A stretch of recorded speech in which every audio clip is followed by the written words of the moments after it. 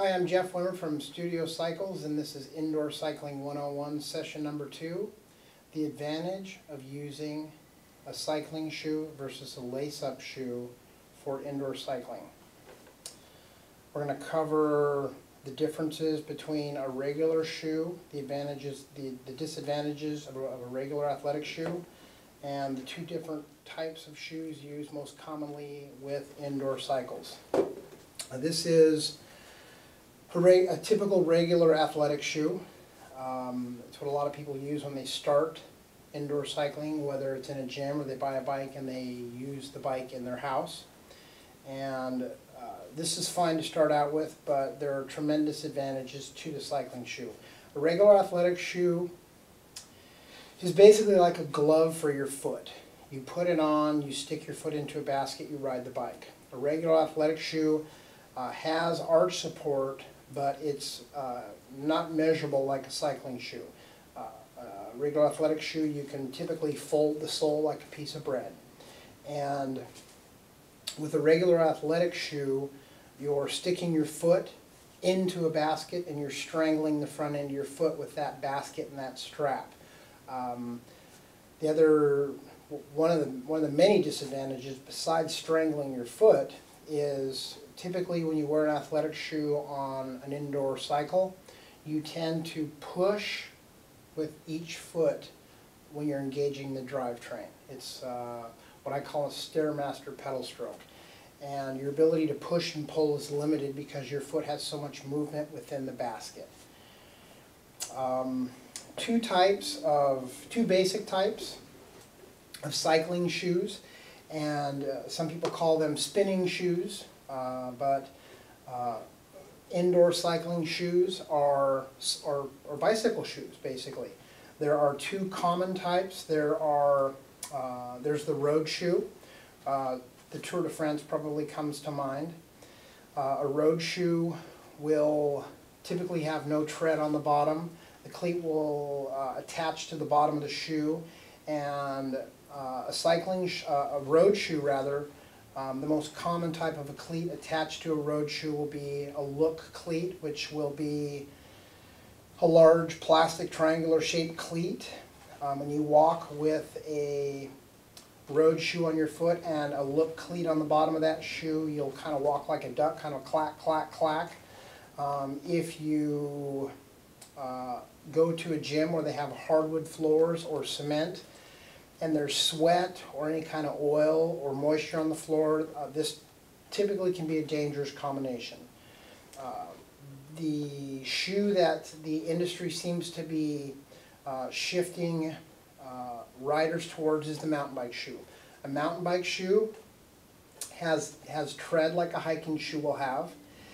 And one of the big advantages of a mountain bike shoe is that the cleat is recessed below the sole line. So when you look at the shoe, you don't see the cleat. And when you walk in the shoe, you don't feel the cleat as well.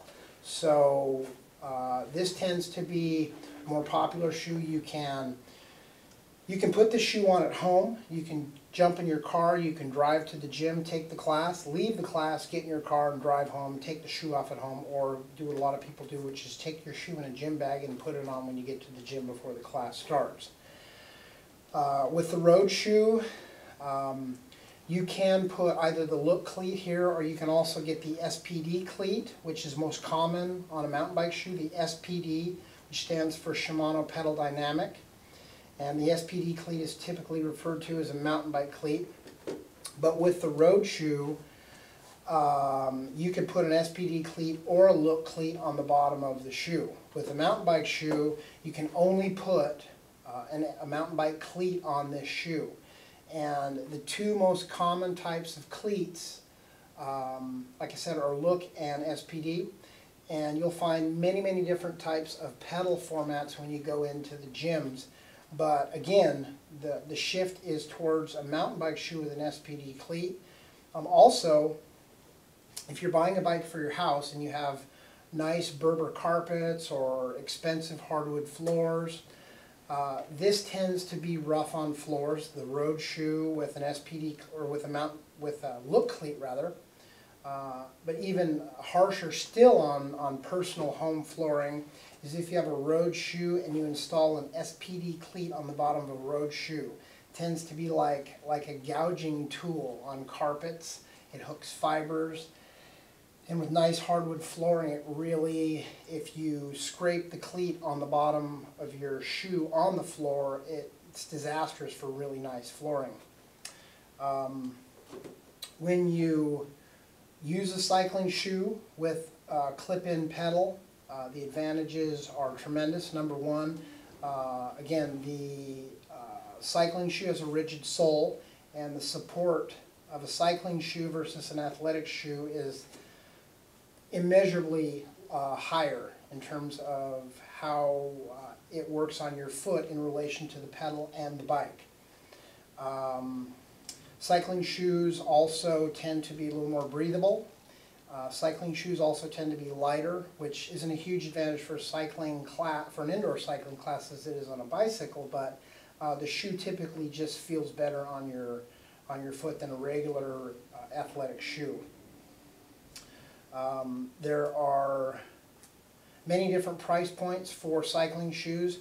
You can go to smaller bike shops and find a shoe from anywhere from $75 to $150.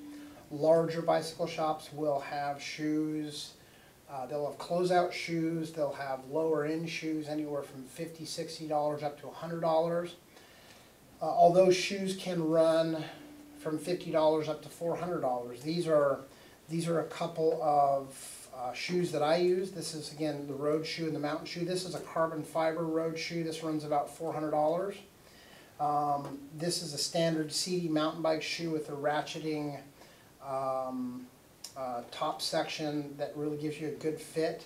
And when you buy your shoes, go to a sizable bicycle shop. Try not to buy your shoes, if you can avoid it, at a sporting goods store or a bicycle shop that doesn't seem real serious about what they're doing, because number one, the bigger, more serious bicycle shops will have better selections. Typically the personnel will be more tuned into the shoes, the pedals, and they'll typically give you better advice. Also, when you buy your shoes from the bicycle shop, try the shoe on with a cycling sock. Don't use a standard cotton sock to try the shoe on. A cycling sock typically will be Cool Max. It'll be something that's breathable, and also a cycling sock will provide you with a better fit between the shoe and the foot. When you buy your shoes, try to buy 2 or 3 pairs of cycling socks. Put a pair of cycling socks on when you're trying your shoes. The shoes should be snug from toe to heel, and they should be comfortable to walk in. We're now going to cover the different types of pedals that you can get with your bike, or you can upgrade pedals on your bike, or if you go to a gym, how to identify which pedal they have.